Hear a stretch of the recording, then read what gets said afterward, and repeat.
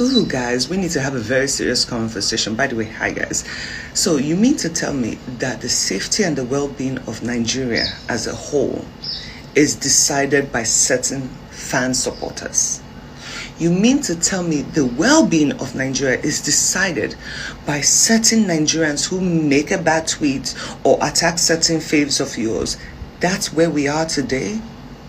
You neglect the fact that Nigeria has been going through so much trauma, and I say trauma as a whole, for years. We have such a terrible economy, and we finally have a candidate who can come out with his full chest and stand for the people and is ready to risk his life for the people. We neglect his track record, we neglect his political ambitions, we neglect the fact that he can actually bring true change to you and your family. But no. Your political decision is now based on what someone tweeted because you say an obedient said this or an obedient did that. Bro, let's be real. I have never felt so much shame, and this is coming also from a lot of very intellectual people, from a lot of very smart people that you would think would be able to separate logic from emotion. But when it comes to Mr. Peter Obi, let's run with emotions. Now I ask you a question. If certain Nigerians decide to commit an atrocity, a big crime in the country, are you going to denounce your citizenship because of them? Are you going to stop going to church because, they are bad Christians? And they know you're not. So why is it that somehow Mr. Peter Obi's political status is being questioned or attacked because of certain people? And mind you, Nigerians, whether you're obedience or you're for Tinubu or whatever it is, whatever behaviors Nigerians exhibit is a product of the bad governance in Nigeria. I keep saying it, Nigerians have been in this lack mindset for so long, and the idea of actually changing, it's so difficult for them. So instead of them to come out with their full chest and say, listen, we are afraid of change, we do not know what to expect, we do not want to be judged because we are from a certain tribe and now we're going with the other tribe. Say it with your full chest. Say the truth that you actually have a lot of benefits from a certain APC party or from any other party, and you would rather stay there because it is comfortable for your life. Say it with your full chest, and we would understand that, instead of trying to belittle the career of such a great man, all in the name of someone said this or someone attacked this person. I remember there was a period when Randy Peters and Mama P were having banter with VDM, right? A lot of people said, oh my God, you guys are making us hate Mr. Peter Obi because you're going against my fave. And I'm like, wait, hold on. You put aside the safety of your country. You put aside the potential of real serious change and real serious growth that will affect not just your children, but you yourself, just because people are fighting on the internet. And mind you, half the time, he doesn't even know about half the people we fight about. He's just there trying to focus on how to better Nigeria and come up with a great strategy that would actually create a real change, that will put us back on the map in a very positive light. But no, it's because of obedience. You're not going to vote him because of obedience. And when we come out to speak about real things, you guys will call us emotional. But that's not an emotional reaction. That's a logical reaction.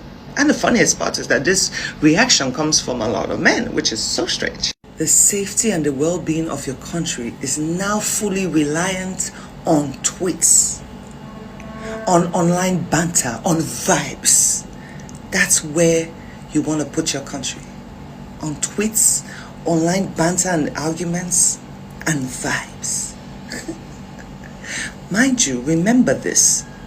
Leaders are who make a country, not supporters. People support certain people because they believe in them. That's it. They still don't have power. The only power they have is to bring people to a certain side. That's the only power they have. When it comes to regulations and rules and politics, it's still the leaders that have to make that change.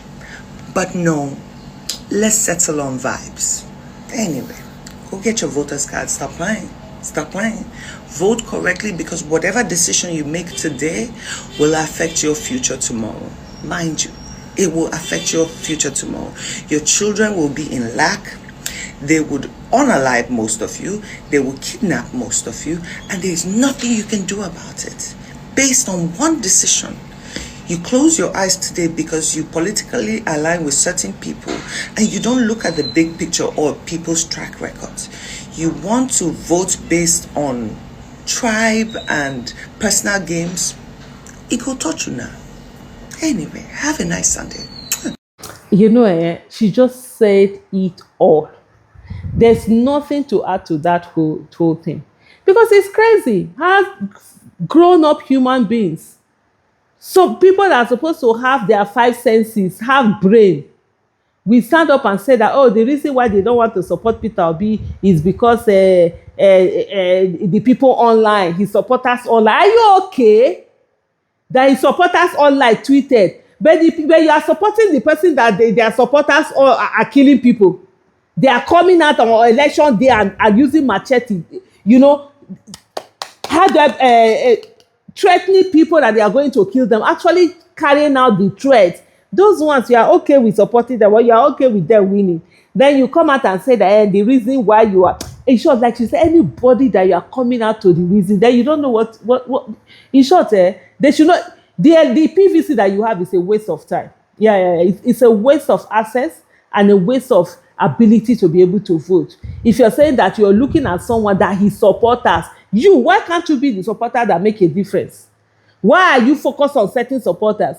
And the mischief of it, when people are trying to be clever by half, they'll be looking for different things and whatever. That's why the other day I saw someone, he say, the problem with him is that he thinks Peter Obi is pretending. I said, okay, fine. Let's say he's pretending. Can we allow him to go into office and continue the pretense there?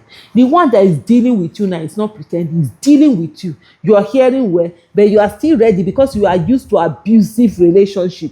Anything that is good that is coming, you will use your hands to kill it because you don't think you are worthy of good governance. A lot of Nigerians don't think they are worthy of good governance. And so because of that, they would rather sit down and allow themselves to be treated whatever way that they are being treated. They don't care. They just be going on, just like that. I mean, she just made in this. We see the things that are happening in Nigeria. We see the craziness that are going on. We see the madness that is going on. We see how everything is falling apart. But everybody is pretending that it's okay. They can survive. Let other people not survive. You are having also religious rulers coming out to tell you that other people will come and be bowing down at the feet of their members.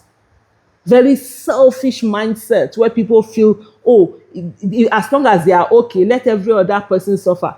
What we don't understand is, as long as there are people suffering, we are all suffering, because one way or the other, it is still going to come and affect us. And people that think that they are not going to be victims, it's not this Nigeria that have capacity to deal with everyone. I always say being a victim in Nigeria is no longer a matter of if you be a victim. It's a matter of when you will be a victim, because we are all victims, waiting to happen. Thank you so much for watching.